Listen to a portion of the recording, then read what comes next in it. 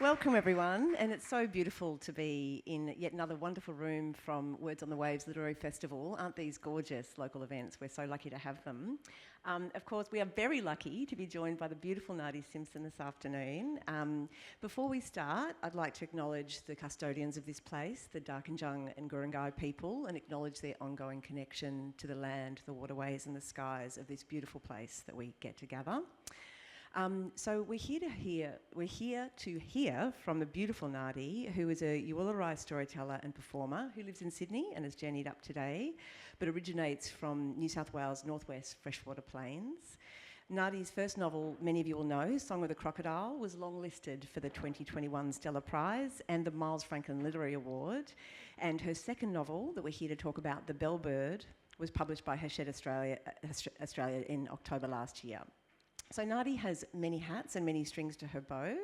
She's also a research associate at the Sydney Conservatorium of Music, works with student ensembles and facilitates music and story projects, including a beautiful project coming up for the end of the Sydney Festival in January, where she's got 600 expressions of interest in a huge community choir, which will be quite stunning. So get yourselves down for that.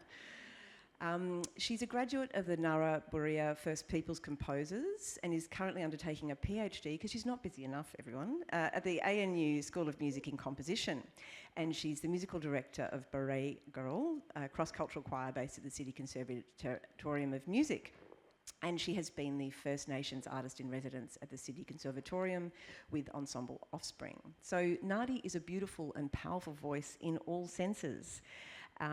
So many know her music. She plays with a fantastic group called the Stiff Gins, and they've got a gig coming up at Avoca Theatre Picture House in January, so please get tickets for that as well. And many know her music and can sense in her writing how it transforms the extraordinary rhythms and lyricism of her writing in these novels. And so, Nardi, I'd like to start by asking you about these two worlds and how they come together for you. How does music and composition influence your writing? Yeah, thank you so much. Really beautiful words, thank you. I started writing because my songs were getting really long and slow and crowds were dwindling. I thought I need to change it up here. And also, I learnt guitar to accompany us singing, and I hit my level. And I thought, I'm never going to get any better. And I can see that track where I am right now will look exactly the same in 20 years' time, and I thought, I'm out. Because I love to feel movement and challenge, and I thought, I'm not going to get any better. I'm going to try writing. And I love language. When I was at school, I think I was a long-form player with words, and it kind of happened that I jumped into music at high school because, I had no friends, but I thought, yeah, I'm going to give writing a go. And I'll transition, I'll put my guitar away next to all our unsold CDs under my bed. I'm going to try this writing. And I thought I was severing one and beginning another. And I got to a point where I was working on what was to be Song of the Crocodile with an amazing First Nations editor, Grace Lucas Pennington. I was struggling at this one spot, And I said, Grace, I can't get it right. It's not right. I don't feel, it's not what I want to say. And she said, well, Nardi, if I was to say, where's the music in that stanza, what would you do? I thought, I can answer that. And what she did at that moment, I'll never forget, and I'm very grateful for that. She asked me to bring what I know into where I was, rather than try and be. Yeah. And she was asking me to make those things talk to each other. And so from that moment on, I think what is relevant for both is an emotive, connected relationship. So that's really, I try and do that in my writing, try and from the page inspire a physical feeling for people, and to varying degrees of success, but it's a good thing that that path I'm happy to walk down. Yeah, Beautiful, what a lovely response. And I guess that whole visceral sense you have when you hear music and feel music can be really translated into that kind of extraordinary experience of being immersed in a novel and it coming to life for you. That's beautiful, thank you. Yeah. I always think about, like, I think about, but I struggle with sometimes the lack of a body, because music is so physical, and it's, to me, it's a gift from one body to another, and whatever is in between us is the magic. And so I often think, how can this connect to a body, not just a mind, but how do you have those? How do you bring forth emotions for a connection in a body that I will never see? Yeah. So it's, you know, it's those kind of questions I love to have a go at. Yeah, beautiful. Well, you can really feel that in this novel, particularly in the Belburd. It explores such big themes. It's about our connection to history, to nature, to place, to possibility. It's an extraordinary kind of exploration. And I guess one of the things that I really wanted to ask you about in relation to it is this sort of notion of time, because you're writing on two totally different senses of time through the explorations in the book. You've got a present day, pretty much narrative of set in contemporary Australia, and this one that's in a total other trajectory of time. And in the epigraph for the book, you talk about time and change and the way we think about time, separating each moment from the whole and really wanting to engage with that. What did you want readers to take away from, as a sense of time, from engaging with the Belburd? I think the idea I was trying to get at is that anything is possible at any moment, and that those any moments are squashes of every moment. I'm just in my mind's eye, I can just see the lip of an oyster. You know, there's layers of shell, and so I think about those things. How do I make? I often think about it's not a danger, but something I'm conscious of, because I love those expansive old stories. I love creator spirits and journeys and, you know, eels and whales and you name it, I love that. I love it.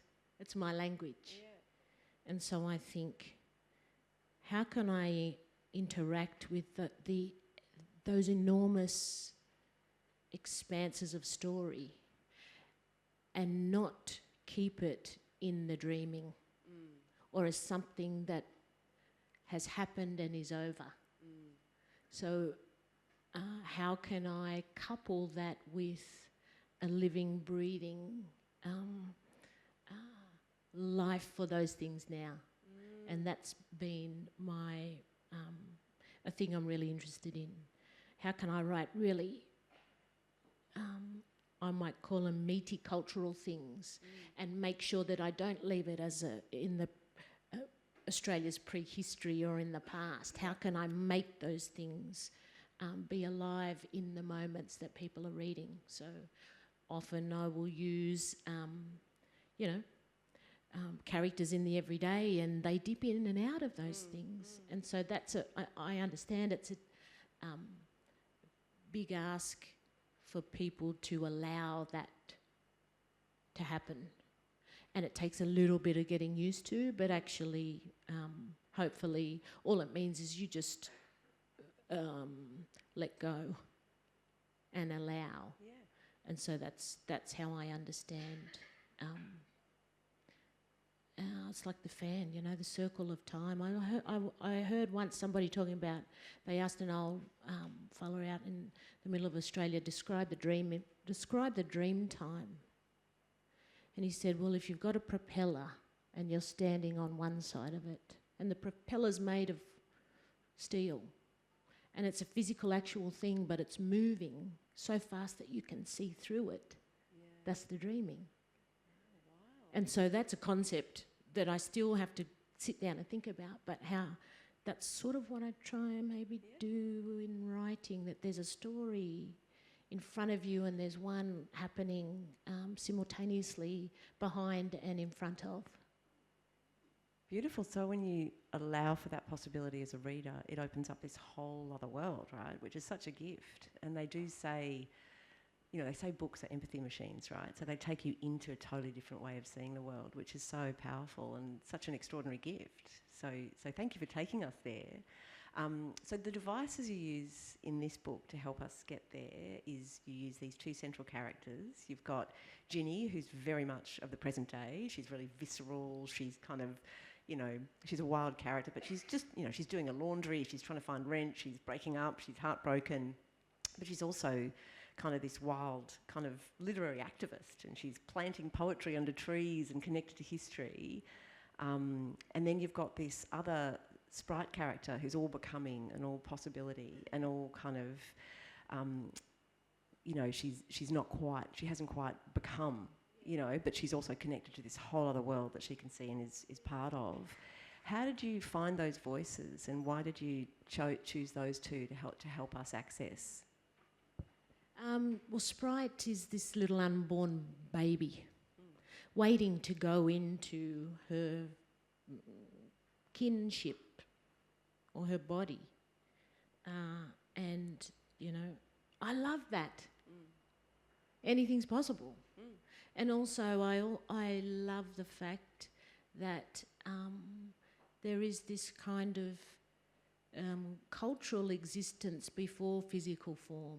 I think that that's a really beautiful gift that we as First Nations people have, that we're there before we know it. And we are connected to people before we've met them.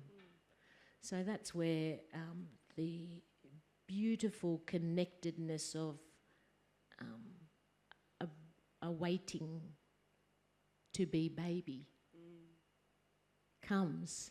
And the more I talk about it and think about it, the more I am, you know, I feel really proud and in awe of that kind of, you know, ancestral gift, really. And Ginny's the girl that I wish I was. She's the person I wish I was when I was 20, knowing what she's good at and navigating through deep things and light things with a confidence in who she is. So really it was sort of almost me wishing to go back and have the confidence of a Ginny, and then me bringing forth the gratitude I have of, you know, this kind of belief that we belong before we're there. That happens in so many First Nations mob, you know, stories of babies getting into mothers and totems coming and giving the baby and all that beautiful richness, or places waiting for a mother to come, and then, you know, what do you know? You've got a lifelong bond. Those things are beautiful to me. Oh, they're extraordinary. And you've got this, you mentioned before eels and whales and these kind of wild characters that come into this story. And I can see why you chose eel, mother eel, to be this story, because I only discovered recently, some of you will know this, about the eels in Centennial Park. Do you know this story? That they travel from the pond in Centennial Park across land, through waterways, and up thousands of miles through the ocean to have their babies in New Caledonia. And they die there, but they lay something like, I think it's 20 million eggs, and one survives and makes its journey back and then lives in Centennial. Like, it's crazy, right? And you kind of, it's one of those like urban myths that is actually true about Sydney. And so you've got this character in your novel, and of course that you can see why that eels then become this extraordinary figure of motherhood, and they are the totem of the Barayagal people, and that they have a very important role in the lore of Sydney.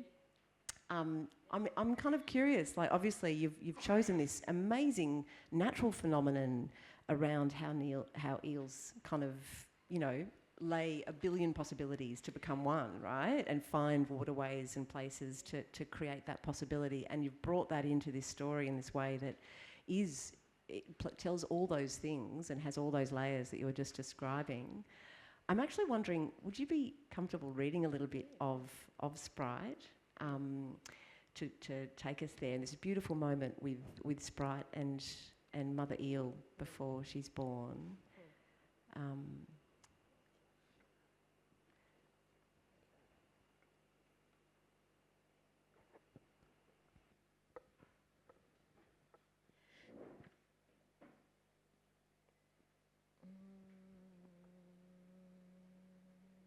Where am I going from there? Yeah, over eons. Oh yeah, I hear you. The centre of my egg sac contorted, made me dizzy. I began to shiver. I don't know how. But you said I'll be the last to go, so it has to start shrinking. Otherwise, I'll. Dim plops of rain overtook the silence. Eel Mother continued swimming, her body's repeating curves waving us on. The rain continued. Bubbles and plops spackled the surface. At the rock overhang, Eel Mother released me. She coiled, adjusting so I was in the centre of her black pin pupils. A powerful mother awaits you, Sprite, I promise. A golden flash ran down her sides. She is strong. Do your best to be just like her. Eel Mother nudged me with her beak, then snorted on me. Her warm inside waters settled me a little. She took me into her flab. You will come into your mother, Sprite. Have no fear of that. She will be a force. She will have to be, for she will be the mother in a time hardest to be one.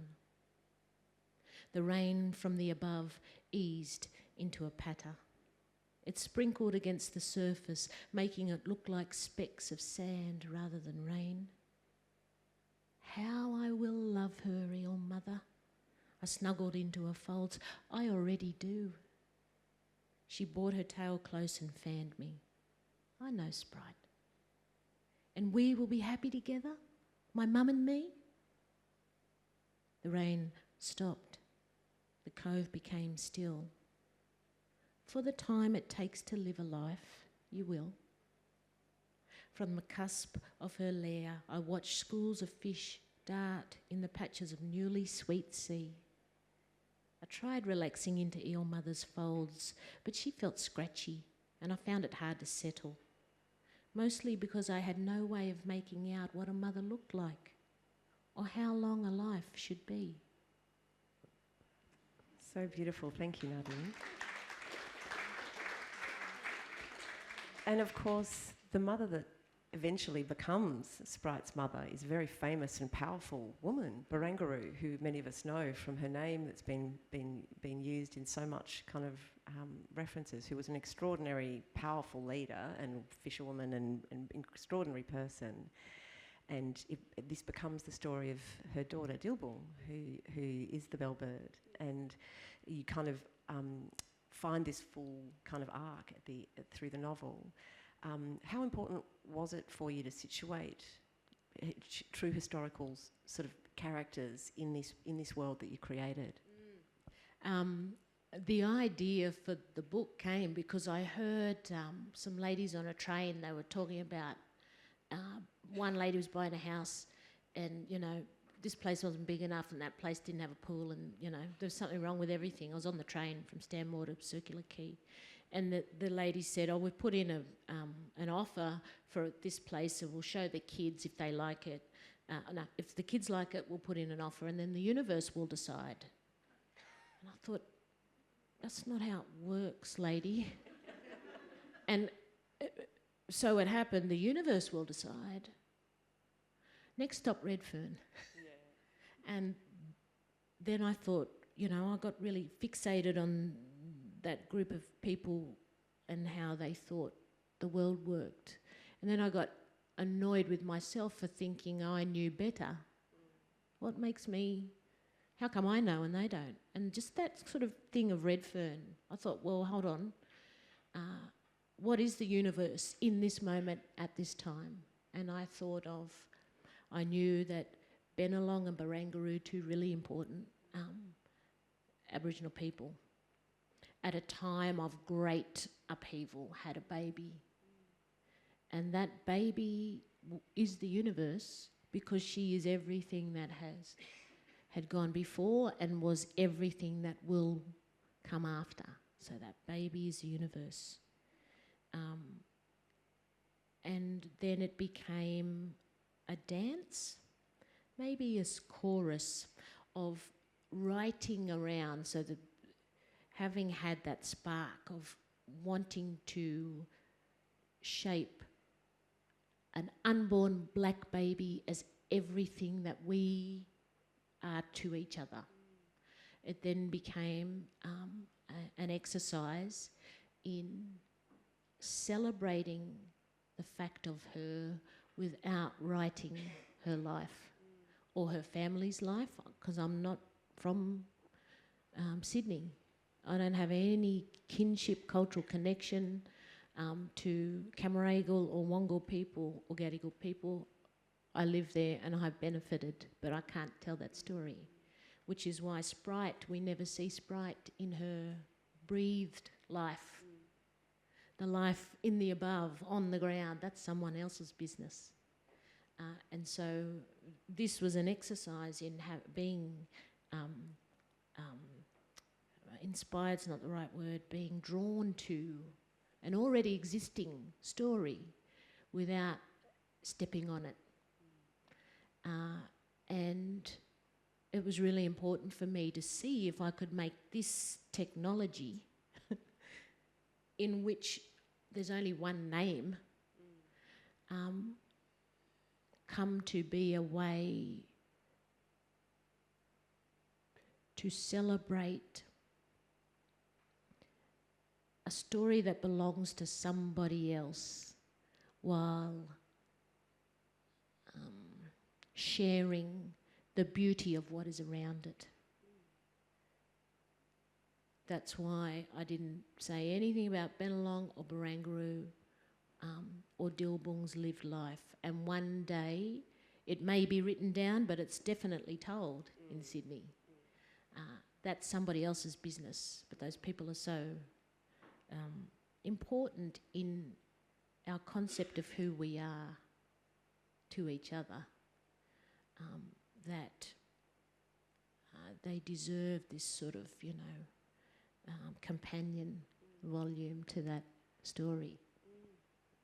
And so Sprite's story as Dilboong, and then again, she stays a perspective even after she loses her breathed life, and she's observing the creation of Sydney around her, and she's a point of view that still has presence and has kind of sensory connection to what's happening and what happens to Sydney. We were talking outside about her. One of the reasons she was called Dilboong is that her mother heard a Belburd, and that's now the site where Museum of Sydney is sitting, and obviously there's no Belburds sort of in that intersection these days. Thinking about your next character, Ginny, she's navigating this new world that's been created and constructed where there once were Belburds, and where she's sort of engaging. And she is, as you say, that confident young woman who's got a voice, got a point of view. She's clear, she's embodied, she's very present. How did you write her into that connection with place through the contemporary world we are? There's a beautiful passage. Maybe you'd like to read that as well, where she's seeing history in a river.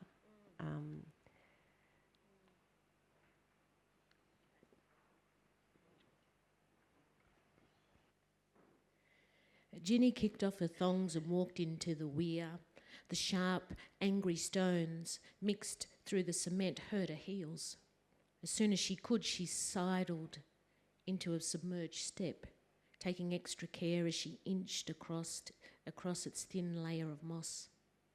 The ledge led to an opening, a narrow concrete fishway that allowed the bodies of water to connect despite its concrete barrier. Carefully, she stepped into its channeled flow. Cool waters ran downstream and into the wider half of the creek. It was, for the most part, warm, but pockets of freshness stroked her feet, tickling the hair on both big toes. Steadying, Ginny placed the shopping bag of ragged, empty bottles onto the concrete. Before filling them, she bent into the flowing water and plucked out a plastic food container lid and then a sheet of polystyrene. Ginny chucked them onto the bank. The effects of the recent downpour clung to the creek. The rain had dressed the usually murky water in a scum of pollen and floating debris. Dirty plastic ghosts hovered in the she-oak branches at the high water mark. A shredded pair of pyjama pants sprawled next to the weir. Takeaway coffee cups and styrofoam packaging and playpen plastic balls meandered on the still surface. A brown duck paddled deftly, avoiding them while wading into the narrow upstream. Jenny unscrewed the lid of the first bottle and submerged it. The city is the grot, she thought, not you. Ginny watched bubbles of air galump from the bottle's lip. When one was full, she took out the next, repeating the action, filling each of the remaining 5. When done, she arranged side by side. The bottles glinted with brookish butter-brown water. Its winking amber clarity urged Ginny's hand into the current. She brought her wet fingers to her lips. Ah, I thought this was saltwater place. She dipped a hand in, tasting again. The wetness was lukewarm and fresh. It opened her palate, softened her jaw. Thanks, she said, wiggling her toes. You know, she went on, for staying fresh amongst all the trash. Ginny straightened and gazed downstream. A supermarket trolley rose from a dumping of sandstone boulders. The fish ladder's current ran straight towards it. And sorry, she sighed. We're crappy guests, she said, approaching lowness. A crow that had picked its way along the concrete hopped towards the collection of bottles. Twitching, it pecked at one, then looked up at Ginny. But this publisher will regenerate the ecology, she straightened. Enhance the environment. Dreamtime Books thanks you, she added, for your generous help with our first publication. The bird hopped to the shoreline, its talons tapping against the cement as it moved. Ginny loaded the bottles into the green bag and pulled herself out of the current. She swung the weighty bag onto one shoulder, stepped into her thongs and drove home.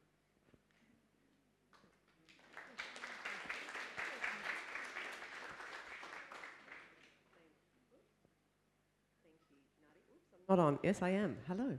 Sorry, I turned off to hear that. That's so beautiful. Thank you. And I guess one of the things that's so striking about Ginny as a character is that she does stay fresh amongst all the trash, and she's really clear about where the grot is in the world. I guess, you know, do you want to talk a little bit about how she navigates finding her voice and what Dreamtime Publishing is? Now, this is what she's like, right? She writes poetry. She's taken that step to yarn, just read it in front of people. And it's sort of busy and no one's listening, and it's a big deal for her, and she gets up and performs and then realises everybody's just living their life. Until she walks out and a lady gives her a card and says, you know, that was pretty good. Are you published? I'm a publisher. And at that moment, I think with the kind of, it's a clash of, I don't know, maybe power, it's a juxtaposition of all this sort of unspoken things. She takes the card and in answer to the question of whether she's published, lies and says yes. And that starts her on a journey of making. She got all the water out of the creek to make the paper, in which she put seeds of really big Sydney trees. Makes the paper, writes the poems on the paper and goes and jams them in buildings and waters them. And I think a book isn't enough.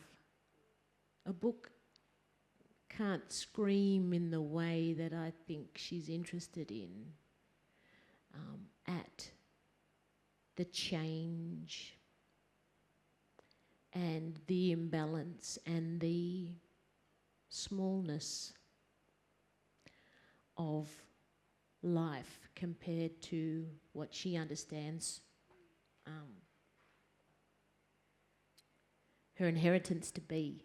So we see this young woman also deciding that by having my words go back into place, you know, the best publishing contract you could have, to make something that means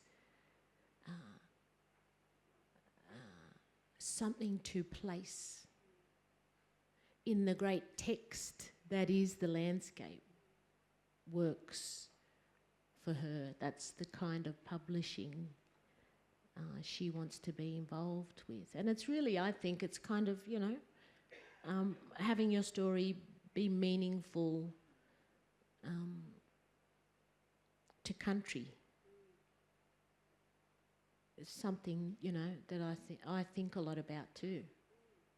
How do I take the wonderful opportunity of writing a book and have it be a tool to enact my relationships? I think that's what Ginny's looking at, how to connect her words to the place that sprouts them. That's so beautiful, Nardi. It's a lovely metaphor, but it's also, in her life, very real, right? She's a vigilante. She's out planting herself everywhere. And it's kind of interesting. I mean, you were talking before about this technology, right? The book as a technology for connection and what its limits are and what it can do, what it can't do. And I was sort of thinking about when you were just saying the smallness we can find ourselves in compared to what you're trying to connect us to and the bigger story and that bigger opportunity. I guess one of the things that, you know, in the last time we were talking, you were just off having done the Sydney Writers' Festival opening night. And I remember you did this beautiful song, healing song, because you'd had a pretty rough time online. You'd had some really toxic stuff coming your way. And we were talking about it at the time, and, you know, there is a sense of the harm of the smallness and the kind of some of the awful stuff that can happen being in the public space and putting yourself out there and trying to connect to a bigger story. I guess, have you since then reflected on how to sort of keep yourself sort of protected and safe in the public sphere and engaging in the world in these ways and putting your music and your work and your novels out there and being a public person? Is there a way that you've found to protect yourself, and how can we protect each other, I guess, is the question. We'll probably just get off social media. I mean, I'm lucky to know that that's not real, and it's only happened in that really intense way once to me. And the reason why I took it so hard was because I had curated some panels at the Melbourne Writers' Festival with people that I love. And I felt terrible that I had subjected my countrywomen to that, and that there was nothing that I could do that could protect them from hurt when I was wanting everyone to know how deadly they were. And that, it wasn't so much the personal injury, it was the fact that in celebrating wonderful black literature, it became that ugly thing. And I never read the comments, and I never ever will. And I know I'm lucky enough to know that sort of experience is not my everyday. I am very lucky to have really beautiful, supportive, generous very kind interactions with most people. And them fellas I didn't even know. And I don't know how it got there. Anyway, so I'm sad to think, and I was talking to Mum about it. My mum's here somewhere. Shout out Maureen. Oh, there she is. She There always she is. says, don't mention me. Don't look at me. Anyway, I was talking to somebody about it, and Ellen Van Neerven had one of her beautiful poems in the HSC English paper a few years back, 5 years ago. She's, that lady is a very special writer, and it sent her underground too. And actually all we're trying to do is share beauty with people. And, I'm lucky I've got a big support network, and also, I can shake things off. But it has made me very, cautious, and I hate being like that, very cautious about who and how I bring others into that conversation of beauty, which is a shame. Yeah, particularly because the project is to help others see things differently. But yeah, finding ways to keep that space and keep it safe is really important too. We have a bit of time for questions. I'm hoping we have some questions in the room. We've got some microphones, I think, that will come around. Lovely. Do we have anyone who'd like to ask Nardi a question about her book, or about Song of the Crocodile, about some of the mind-blowing things she's said today?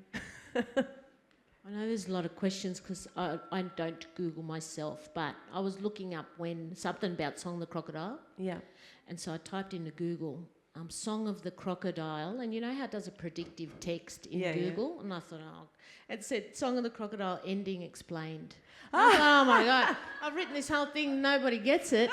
And I've only found out 5 years after, this is a disaster.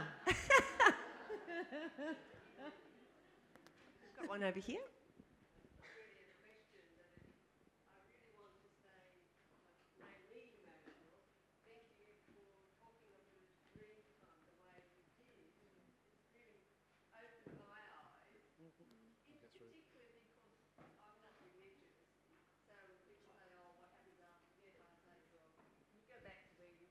Nothing.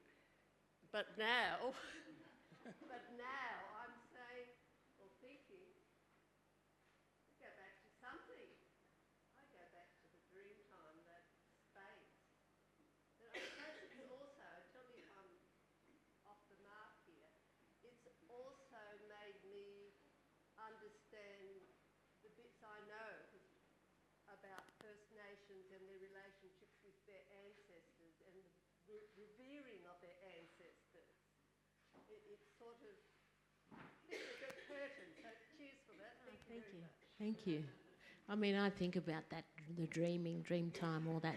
The every when is another really sort of deadly way that actually cultural concepts and English are having a really beautiful conversation. We're trying to work out words that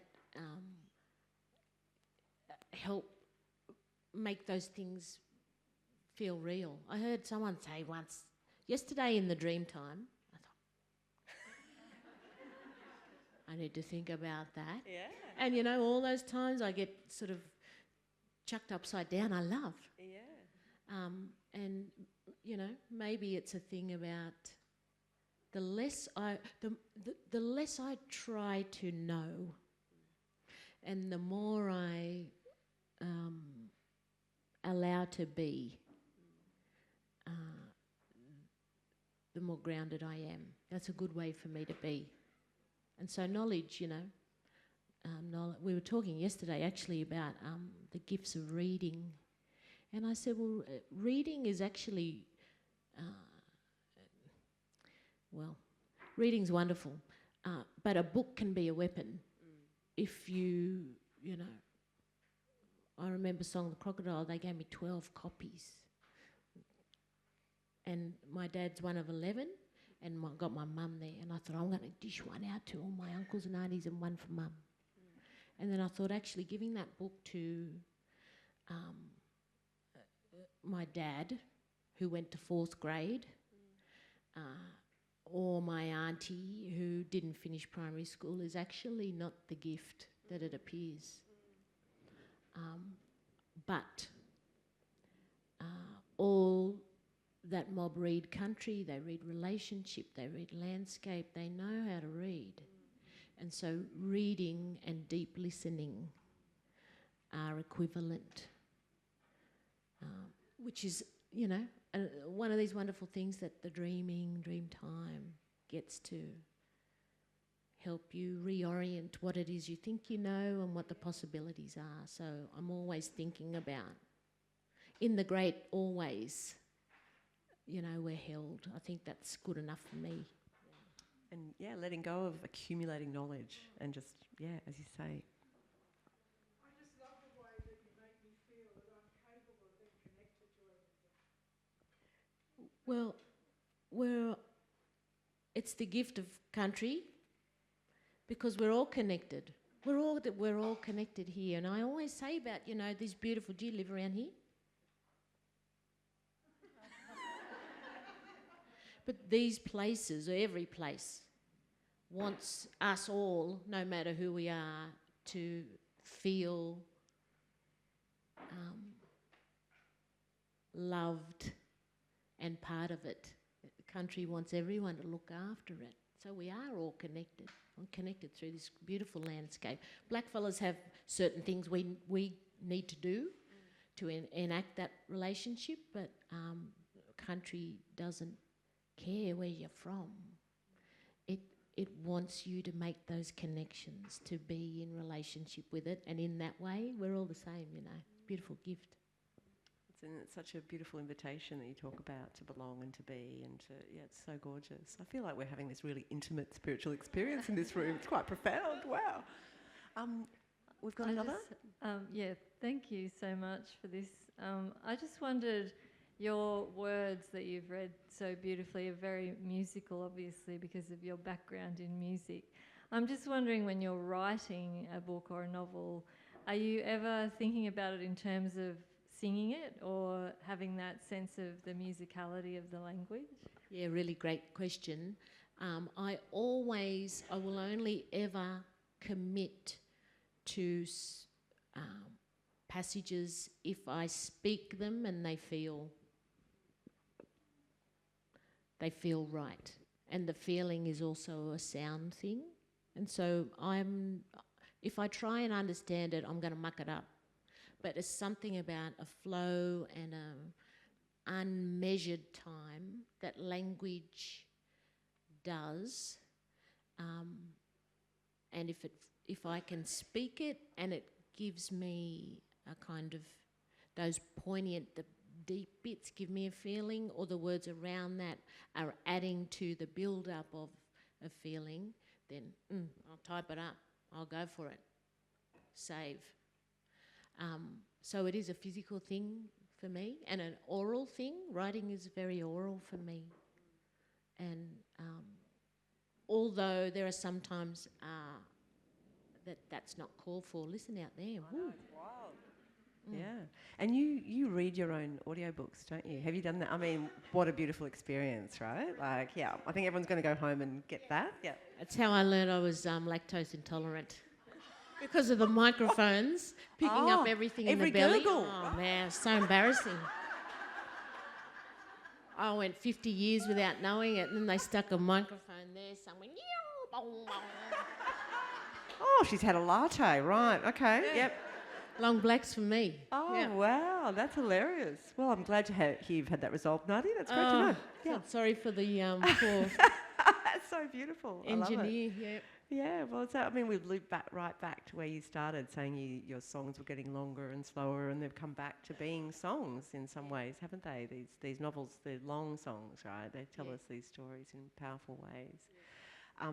Do we have any other questions or comments before? Because we do have a special treat. Nardi is actually going to sing for us this afternoon to close out the day. Yes.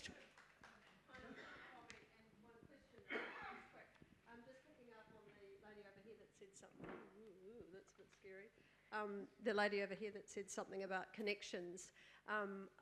Listening to yourself and your story, I haven't read your book, and also the acknowledgement of country. I'm from New Zealand, and I'll try not to feel emotional, but I feel the connection from the Māori culture to how you represent your culture, and I'm not very well informed, but that's what I see. There's a strong connection in the way you talk about the land and, you know, the creatures and the history and all that kind of thing. I haven't got the words. But speaking of words, you've used a couple of times the word deadly in a different context. And at our local school, they're having deadly awards, and the person telling me that they were having them during that day or whatever didn't know the context. They're also not from this country. So I figured that perhaps if I ask you, there might be other people here who don't know or don't fully understand the context where you've used the word deadly. Could you explain that for me or for us? Deadly is absolutely fantastic.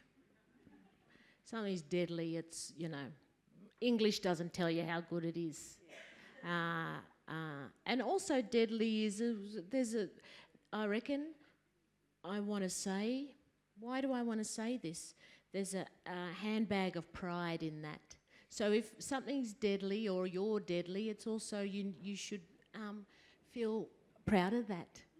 Kids are dead. We often say to kids, gee, you're deadly, meaning you're really good, but also be proud of that. Be proud in grow pride from that thing. So I say deadly all the time. And it's a beautiful way that culture and language talk to each other and make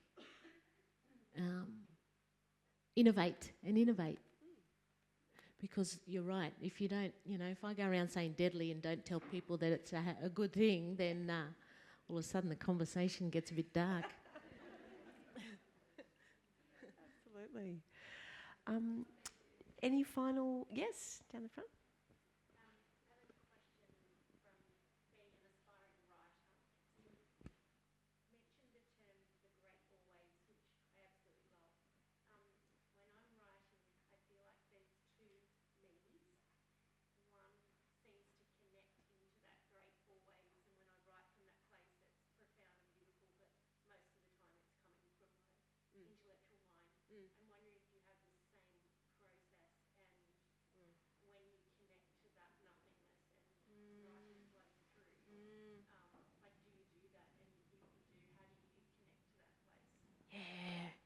That's a really great question. If I knew the answer to that, and you did, we'd be billionaires.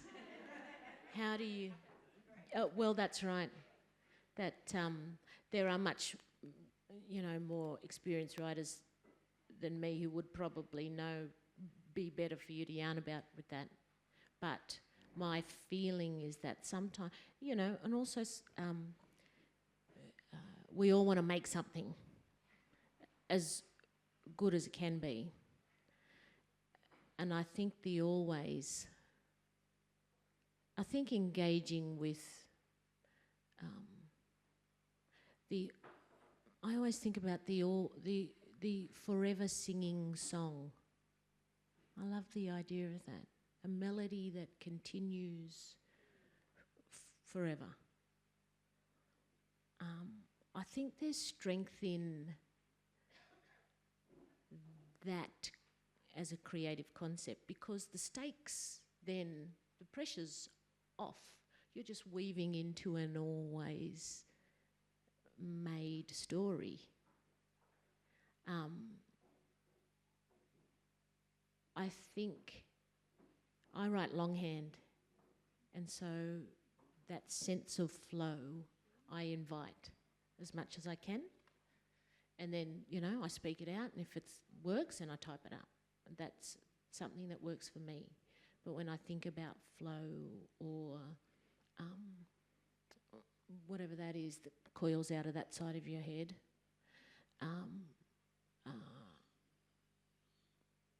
when I think about it, it disappears. But I often think about the always as the thing that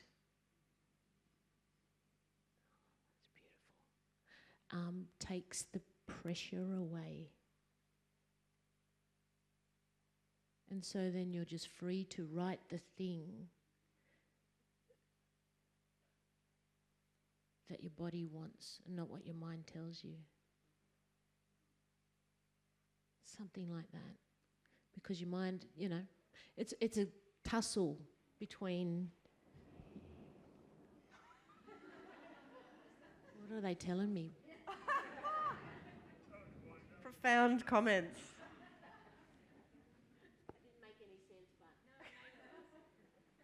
Our word for earthquake, echo and thunder is the same thing.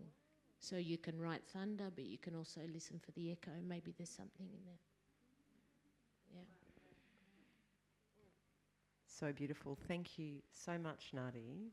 It's been extraordinary to hear from you about your craft. And I believe we're going to hear a song. I'm going to sing a song. We're talking about beauty before. Oh, we're all talking about beauty all weekend, aren't we? All day.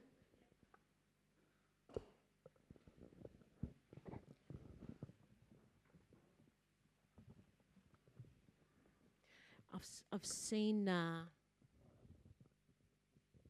there's lots of signs for ukulele groups here, so don't judge if you're a uke fiend.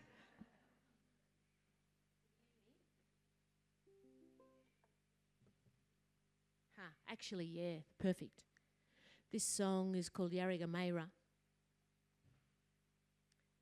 In Yuwaalaraay country, Yarrigamayra is the east wind that comes in a time that we might call spring, but it's a different measurement up in Lightning Ridge, Angledale. And the way the east wind came to Yuwaalaraay country was 5 old fellas, very old lawmen, who were at the beginning of understanding they were going to take their great transition into the next part. They wanted to leave more beauty in country than when they first arrived. And they didn't know how to do this, so they journeyed over to our sacred mountain and asked the Creator. And because they were looking after the country and making sure people related well in the right ways to each other, he said, I'll open up a set of crystal stairs, walk up there inside of that rainbow, pick up what you can see and go back home. And those old fellas, they walked up. We're flat country, so stairs are a big thing. Crystal stairs, inconceivable, inside of a rainbow. And they picked up these tiny little orbs, colourless things they were. And they were told to sprinkle them at the edges of the river and chuck them up in the trees and wait. And they did this. And they waited, these old men, thinking, you know, we're going to finish up before we see what this is all about. And just when they thought they could wait no more, a breeze came in at a different angle. It had a different taste and a strange smell, and that breeze came through and it brought the light rain. And the rain just touched those little colourless things and kissed every one of them open into the blooms, different colours, the wildflowers of Yuwaalaraay. And I thought, God bless those Bayami bless those old fellas. They bought the flowers. How beautiful. And I had sung that song for too long before I realised actually what the beauty was. I was thinking, you know, little flowers, deadly little flowers that come, but the flower blooms and then dies. But the cycle of wind and rain and flower and wind and rain and flower and wind and rain, that cycle, how beautiful. Yarrigamayra. Yarriga Mayra, gently the east wind blossoms all around, over plains of dust, men bring back the flowers to their home.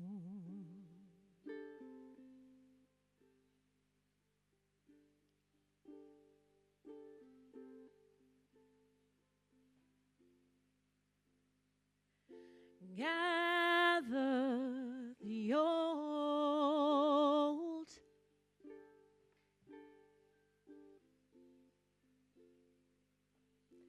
bring back the bees,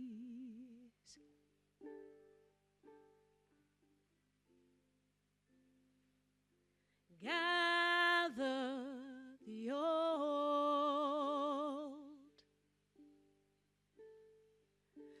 bring back color, bring back color, bring back color to tree.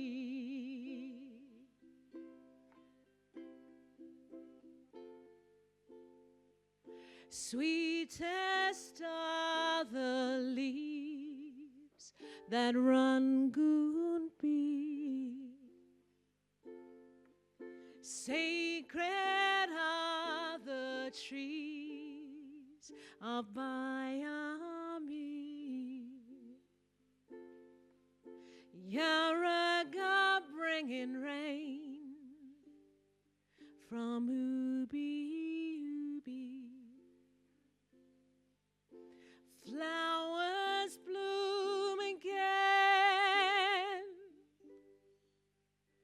and again. Yarraker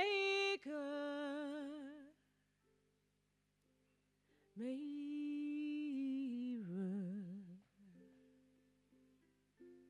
gently the east wind, blossoms all around, over plains of dust, men bring back the flowers to their home,